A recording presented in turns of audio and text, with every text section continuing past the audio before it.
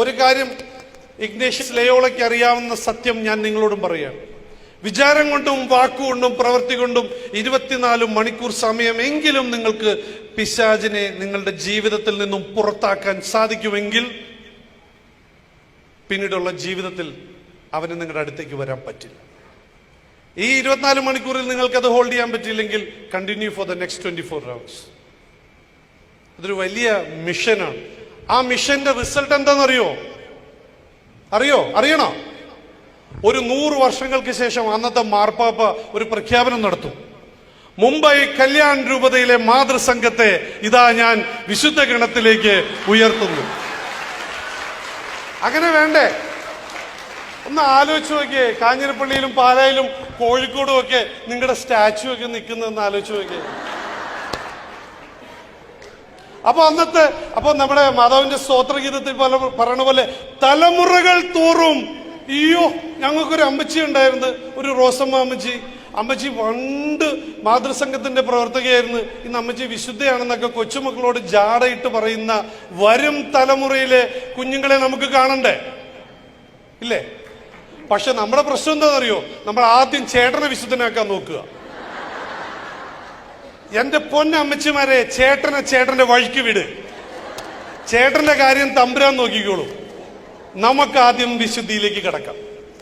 നമ്മുടെ വിശുദ്ധി കാണുന്ന, നമ്മുടെ ജീവിതം കാണുന്ന, നമ്മുടെ സംസാരം കാണുന്ന, നമ്മുടെ സ്വഭാവം കാണുന്ന, നമ്മുടെ പെരുമാറ്റം, നമ്മുടെ മറ്റുള്ളവരോട് ഡീൽ ചെയ്യുന്ന രീതി, നമ്മൾ മക്കളെ വളർത്തുന്ന രീതി, നമ്മുടെ ഭർത്താവിന്റെ സഹോദരങ്ങളോടും അവന്റെ കുടുംബത്തിനോടും പെരുമാറുന്ന രീതിയൊക്കെ കാണുന്ന നമ്മുടെ ഭർത്താവ് ലജ്ജിച്ച് തല താഴ്ത്തണം.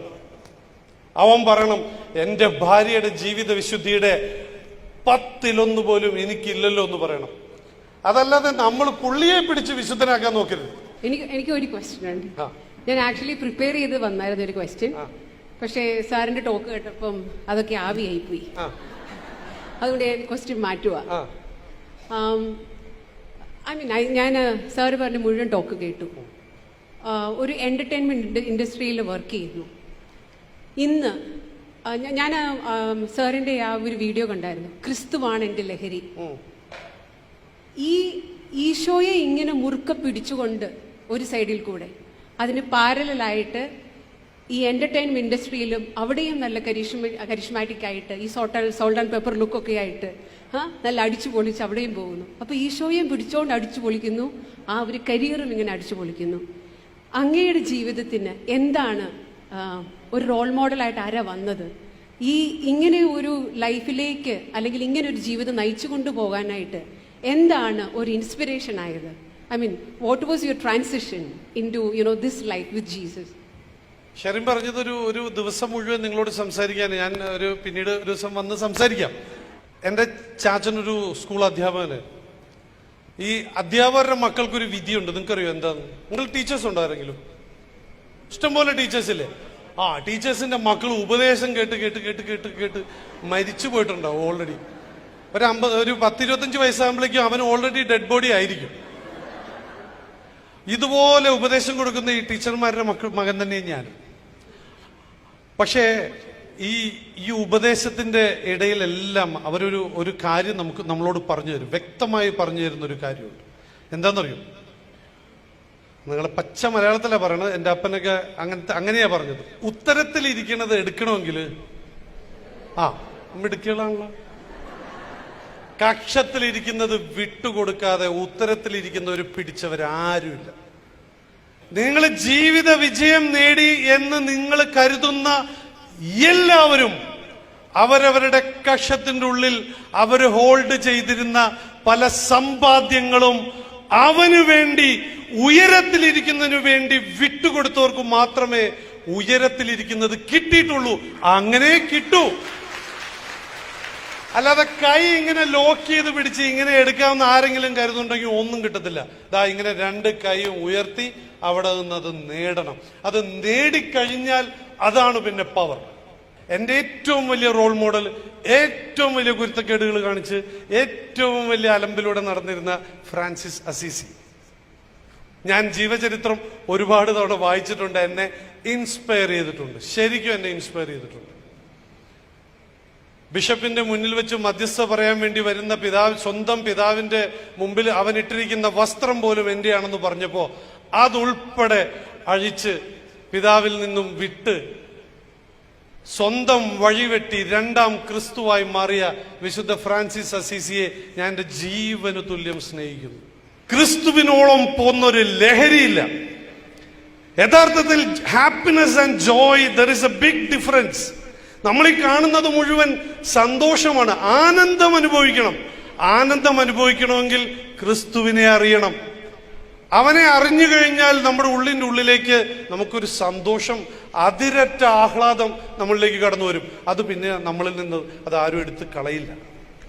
അതൊരു എക്സ്പീരിയൻസ് ആണ്. ആ ഒരു എക്സ്പീരിയൻസ് കിട്ടിക്കഴിഞ്ഞാൽ നമുക്ക് പുകവലിയോ മദ്യപാനോ ഒക്കെ ഉപേക്ഷിക്കാനുള്ള ഒരു വലിയ ധൈര്യം നമുക്ക് കിട്ടും. ഏതെങ്കിലും മക്കളൊക്കെ ലഹരിക്ക് അടിമകളായിട്ടുള്ള സാഹചര്യങ്ങളൊക്കെ ഉണ്ടെങ്കിൽ, നിങ്ങളുടെ പരിചയത്തിലൊക്കെ ഉണ്ടെങ്കിൽ നിങ്ങളൊന്ന് ആലോചിച്ച് നോക്കുക. ആ വ്യക്തിയെ ഒരിക്കലും മുറിപ്പെടുത്താതെ അവന് വേണ്ടി പ്രാർത്ഥിച്ചുകൊണ്ടിരിക്കുക. കാരണം അവനിലേക്ക് വചനം കൊടുത്തുകൊണ്ടിരിക്കുക. വചനം ചിലപ്പോൾ നമ്മളെ തിരിച്ച് അവനെ ആക്രമിക്കുന്ന രീതിയിലൊക്കെ ബിഹേവ് ചെയ്യുമെങ്കിലും എൻ്റെ അനുഭവം കൊണ്ട് ഞാൻ പറയുകയാണ്, വചനം ആഴത്തിൽ അവനിൽ വർക്ക് ചെയ്യും. അടുപ്പിച്ചടുപ്പിച്ച് നമ്മൾ അവന് വചനം കിട്ടാനുള്ള സാഹചര്യങ്ങൾ കൊടുക്കുക. ചില വീടുകളിലൊക്കെ കണ്ടിട്ടില്ലേ, through out Shalom TV on ചെയ്ത് വെച്ചിരിക്കുക. വചനം ആ വീടിന്റെ അതിരുകളിൽ മുഴങ്ങിക്കൊണ്ടിരിക്കുക. എൻ്റെ സിസ്റ്റർ വന്നിട്ടുണ്ട്, ഞങ്ങൾ അളിയനും മക്കളും ഒക്കെ ഉണ്ട്. ഞങ്ങൾ കുടുംബ കൂട്ടായ്മയിൽ ചെയ്യുന്ന ഒരു കാര്യം ഞാൻ നിങ്ങൾക്കൊന്ന് പറഞ്ഞുതരാം. വർഷത്തിൽ ഒരു തവണ ഒക്ടോബർ മാസം ഞങ്ങളെല്ലാവരും എവിടെയാണെങ്കിലും ഞങ്ങൾ ഒരുമിച്ച് കൂടും. ഞങ്ങൾ സഹോദരങ്ങളുടെ, അപ്പനമ്മയുടെ സഹോദരങ്ങളുടെയൊക്കെ വീടുകളിൽ ആരെങ്കിലും ഒരാളുടെ വീട്ടിൽ ഒരുമിച്ച് കൂടി കാലത്തെ മുതൽ രാത്രി വരെ ഒരു റൂമിൽ അലങ്കരിച്ച ബൈബിളൊക്കെ വെച്ച് ഞങ്ങൾ അഖണ്ഡ ബൈബിൾ പാരായണം എല്ലാ വർഷവും. ഇതിപ്പോൾ ഞങ്ങൾ 8ാമത്തെ വർഷത്തിലേക്ക് കടക്കുകയാണ്. 8-9ാമത്തെ വർഷത്തിലേക്ക് കടക്കുകയാണ്. ഒരു മുറിയിൽ ത്രൂ ഔട്ട് വചനം വായിച്ചുകൊണ്ടിരിക്കും. ആ വിശുദ്ധ നമ്മുടെ ക്രിസ്തുവിന്റെ രൂപം എഴുന്നള്ളിച്ചു വെച്ചിരിക്കുന്ന ഹാളിൽ എല്ലാവരും കണ്ടിന്യൂസ്ലി ജപമാലയും കുരിശിന്റെ വഴിയും കരുണക്കൊന്തയൊക്കെ ചൊല്ലിക്കൊണ്ടിരിക്കും. വചനം വായിക്കുന്ന വ്യക്തിയും തൊട്ടുമുന്നേ വായിച്ച വ്യക്തിയും ഇനി വായിക്കുന്ന വ്യക്തിയും അല്ലാതെ ആ മുറിയിൽ വേറെ ആരും ഉണ്ടാവില്ല. ആ ഒരു ശക്തി ഞങ്ങളുടെ അപ്പൻ്റെ അമ്മയുടെയൊക്കെ കുടുംബത്തിലെ സഹോദരങ്ങളുടെ എല്ലാവരുടെ വീട്ടിലേക്കും മാറി മാറി മാറി മാറി 10 മക്കളുണ്ട് അമ്മയുടെ വീട്ടിൽ. അപ്പോൾ ഓരോ വീടുകളിലും ചാൻസ് കിട്ടണമെങ്കിൽ ഒരു വർഷം കഴിയും. ഓരോ പ്രാവശ്യവും നമ്മുടെ വികാരിച്ചനൊക്കെ കടന്നു വന്നിട്ട് പറയും, ഷോ എത്ര മനോഹരമായിരിക്കുന്നു നിങ്ങളുടെ ഈ ഒരു അറേഞ്ച്മെന്റ്, എന്തുകൊണ്ട് നമ്മുടെ ഭവനത്തിലേക്ക് ആയിക്കൂടാ? ഞാൻ ഇന്ന് നിങ്ങളോട് ആവശ്യപ്പെടുകയാണ്, നിങ്ങളുടെ ഭവനത്തിൽ ഒരു അഖണ്ഡ ബൈബിൾ പാരായണം നിങ്ങൾക്ക് ചെയ്യാൻ സാധിക്കുമെങ്കിൽ നല്ലതാണ്. മുഴുവൻ ബൈബിള് വായിച്ചു തീർക്കുക. മുഴുവൻ ബൈബിള് വായിക്കാൻ നമുക്ക് കണ്ടിന്യൂസ്ലി പോയാൽ 90 മണിക്കൂർ വേണം. അത് പുതിയ നിയമമെങ്കിലും വായിക്കുക, സുവിശേഷമെങ്കിലും വായിക്കുക, സങ്കീർത്തനമെങ്കിലും വായിക്കുക. അങ്ങനെ ഭവനത്തിന്റെ അതിരുകളിൽ വചനം നിറയ്ക്കുക. അതാണ് പരിശുദ്ധ അമ്മ അന്ന് കണ്ടത്. അവിടെ യഹൂദരുടെ ശുദ്ധീകരണ കർമ്മത്തിനുള്ള കൽഭരണികൾ ഉണ്ടായിരുന്നു. അവിടെ വക്കോളം നിറയുവോളം ജലം നിറയ്ക്കുക, വെള്ളം നിറയ്ക്കുക. വചനത്തെ ജീവജലമായിട്ട് കാണുമ്പോൾ ഒന്ന് ആലോചിച്ച് നോക്കുക. അവിടെ സംഭവിച്ച ട്രാൻസിഷൻ വെള്ളം വീഞ്ഞായി മാറുന്നത് പോലെ ആ ഭവനത്തിൽ നിറയുന്ന വചനം പരിശുദ്ധാത്മാവായി രൂപപ്പെടും. It's A mystery. ഓരോ കത്തോലിക്കിന്റെയും ശരീരമാകുന്ന ദേവാലയത്തിൽ അവന്റെ കലവറയിലെ ദാരിദ്ര്യം തിരിച്ചറിയുന്ന അമ്മ പറയും, ഈശോയോട് പറയും, ദേ സിജോയ്ക്ക് പരിശുദ്ധാത്മാവ് ഇല്ല. എനിക്ക് പരിശുദ്ധാത്മാവ് ഇല്ല എന്ന് തിരിച്ചറിയുന്ന കർത്താവ് എൻ്റെ പരിചാരകരായ എൻ്റെ ഇന്ദ്രിയങ്ങളോട് കൽപ്പിക്കും. എനിക്ക് വേണ്ടി കാണുകയും കേൾക്കുകയും സംസാരിക്കുകയും ചെയ്യുന്ന എൻ്റെ ഇന്ദ്രിയങ്ങളോട് അവൻ കൽപ്പിക്കും. എന്താ അവൻ പറഞ്ഞത്? ഒരൊറ്റ കാര്യമുള്ളൂ. വിശുദ്ധ സ്നാപക യോഹന്നാനും തമ്പുരാനും ഈ ഭൂമിയിലേക്ക് ഇറങ്ങി വന്ന് പറഞ്ഞത് ഒരൊറ്റ കാര്യമുള്ളൂ, repent, the kingdom has come. മാനസാന്തരപ്പെടുവിൻ, സ്വർഗരാജ്യം സമീപിച്ചിരിക്കുന്നു. കാരണം പരിശുദ്ധ അമ്മ ആ പരിചാരകരോട് പറയുന്നത് അവൻ പറയുന്നത് ചെയ്യുവാനാണ്. എൻ്റെ ഇന്ദ്രിയങ്ങൾ എൻ്റെ നാഥന്റെ മുന്നിലേക്ക് തുറന്നു കൊടുക്കുന്ന സമയം ഞാൻ ആവർത്തിച്ചാവർത്തിച്ച് ഉരുവിടുന്ന വചനങ്ങൾ എൻ്റെ ഹൃദയത്തിൽ നിറയുകയും ആ നിറയുന്ന വചനം പരിശുദ്ധാത്മാവായി രൂപാന്തരം പ്രാപിക്കുകയും ചെയ്യും. അവിടം കൊണ്ട് ഈ മിസ്റ്ററി തീർന്നില്ല. ഇത് സ്വർഗത്തിൽ മണവാളനെ കണ്ടെത്തുന്ന നിമിഷം നമ്മുടെ ആത്മാവ് അവനോട് ചോദിക്കുന്ന ഒരു ചോദ്യവും ഇത് തന്നെയായിരിക്കും. എൻ്റെ കലവറക്കാരനായ എൻ്റെ ആത്മാവ് തമ്പുരാനോട് ചോദിക്കും, എല്ലാവരും നല്ലതാദ്യം വിളമ്പി മോശം എടുത്തു വെക്കുമ്പോൾ നീ മോശം സാഹചര്യങ്ങളിലൂടെ, ഉപവാസങ്ങളിലൂടെ, പ്രാർത്ഥനകളിലൂടെ, കഷ്ടതകളിലൂടെ, ബുദ്ധിമുട്ടുകളിലൂടെ നീ ഞങ്ങളെ കടത്തിവിട്ട് ഇത്രയും മനോഹരമായ ഒരു സ്വർഗരാജ്യം ഞങ്ങൾക്കായി ഒരുക്കി വെച്ചിട്ടില്ലേ എന്ന് എൻ്റെ കലവറക്കാരൻ, എൻ്റെ മണവാളനായ തമ്പുരാനോട് ചോദിക്കുന്ന സമയത്ത് കാനായിലെ കല്യാണ വിരുന്ന് എൻ്റെയും നിങ്ങളുടെയും ശരീരത്തിലും മനസ്സിലും പൂർത്തിയാക്കും. ആ വിവാഹം ശരീരത്തിൽ നടക്കണമെങ്കിൽ പരിശുദ്ധ അമ്മ ബൈബിളിൽ ഒരൊറ്റ കാര്യം മാത്രമാണ് ജനങ്ങളോട് പറഞ്ഞിട്ടുള്ളത്. അതവിടെയാണ്, അവൻ പറയുന്നത് ചെയ്യും. വേറെ ഒന്നും അമ്മ പറഞ്ഞിട്ടില്ല. അമ്മ പറഞ്ഞ ഒരൊറ്റ കാര്യം, ലുക്ക് അറ്റ് ജീസസ്. അവനെ അനുസരിക്കുക, അവൻ പറയുന്നത് കേൾക്കുക, അവനെ അനുകരിക്കുക. വിപ്ലവം പറഞ്ഞുകൊണ്ടും റോട്ടിൽ പ്രകടനം നടത്തിയും അല്ല ക്രിസ്തീയതയെ ഉയർത്തിപ്പിടിക്കേണ്ടത്. ഒരനുസരണക്കേടിന്റെ ശിക്ഷയായി ഈ ഭൂമിയിലേക്ക് വന്ന നമ്മുടെ നിത്യ ശിക്ഷ ഒരനുസരണത്തിലൂടെ പരിശുദ്ധ അമ്മ അതെടുത്തു കളഞ്ഞെങ്കിൽ, ആദത്തിലൂടെ വന്ന ഒരു അനുസരണക്കേട് തമ്പുരാനിലൂടെ അനുസരണത്തിലൂടെ അനുസരണമുള്ള ഒരു കുഞ്ഞാടിനെ പോലെ തലകുനിച്ച് അവന്റെ ബലി അവൻ പൂർത്തിയാക്കിയെങ്കിൽ അനുസരണത്തിന്റെ ക്രിസ്തീയ ജീവിതത്തിലുള്ള പ്രാധാന്യം ഏറ്റവും വലുതാണ്. അതുകൊണ്ട് അമ്മമാരെ, ആദ്യം തന്നെ ഞാനൊരു കാര്യം പറയട്ടെ. കുടുംബത്തിന്റെ നാഥ നിങ്ങളല്ലേ? നിങ്ങളിൽ നിന്നാണ് ഈ മാർച്ച് 25-ന് നമ്മൾ മംഗളവാർത്തയിലേക്ക് കടക്കുകയാണ്. നിങ്ങളിൽ നിന്നാണ് മംഗളവാർത്തകൾ ഉയരേണ്ടത്. അറ്റ് ടൈംസ് നിങ്ങൾക്ക് ഗബ്രിയേൽ മാലാഖയുടെ റോളായിരിക്കാം, ചിലപ്പോൾ നിങ്ങൾക്ക് പരിശുദ്ധ മാതാവിന്റെ റോളായിരിക്കാം. നിങ്ങൾക്ക് വചനം കിട്ടുന്നത് വരെ നിങ്ങൾ ഗബ്രിയേൽ മാലാഖ പോലെ നിങ്ങളുടെ മുന്നിൽ വചനം പറയുന്ന അവരിൽ നിന്ന് നിങ്ങൾ ശക്തി സ്വീകരിക്കുക, നിങ്ങളുടെ വചനം ഉൾക്കൊള്ളുക.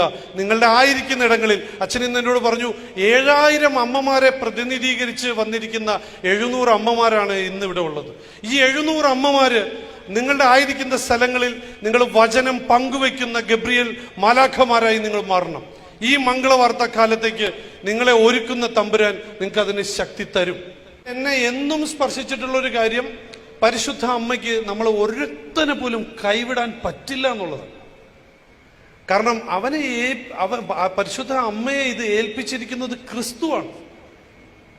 ഇതാ നിന്റെ മകൻ എന്ന് യോഹന്നാനെ ഏൽപ്പിച്ചിരിക്കുമ്പോൾ ഒരമ്മയ്ക്ക് ക്രിസ്തു ശിഷ്യന്മാരോട് തോന്നാനുള്ള ഒരു വലിയ സ്നേഹം നിങ്ങളൊന്ന് ആലോചിച്ച് നോക്കിയേ. ഞാനൊരു ചോദ്യം ചോദിക്കട്ടെ, നിങ്ങൾ ആരെങ്കിലും ഉത്തരം പറയണം. നമ്മുടെ 12 ഡിസൈപ്പിൾസിൽ ജോൺ മാത്രം എന്തുകൊണ്ടാണ് ഒരു ബിലവഡ് ഡിസൈപ്പിൾ എന്ന് പറയുന്നത്? ആർക്കെങ്കിലും പറയാമോ? ബാക്കിയുള്ളവരെയൊന്നും ക്രിസ്തുവിന് ഇഷ്ടമല്ലായിരുന്നു. ക്രിസ്തു സ്നേഹിച്ചിരുന്ന പ്രിയ ശിഷ്യൻ എന്ത് ജോണിനെ പറയാനുള്ള കാരണം എന്താണ്? എന്താ? ഏറ്റവും യങ് ആയിരുന്നു. അപ്പൊ പ്രായമുള്ളവരെ ഈശോയ്ക്ക് ഇഷ്ടമില്ലെന്ന് അർത്ഥമുണ്ടോ? കല്യാണം കഴിച്ചിട്ടില്ല, അപ്പൊ കല്യാണം കഴിച്ചവരോട് ഈശോയ്ക്ക് ദേഷ്യമുണ്ടോ? യോഹന്നാൻ തന്റെ സ്നേഹം പ്രകടിപ്പിക്കുമായിരുന്നു, പത്രോസും പ്രകടിപ്പിച്ചിട്ടില്ലേ? ഒരൊറ്റ ഉത്തരവുള്ളൂ കേട്ടോ ഇതിന്. കേൾക്കുന്നുണ്ടോ?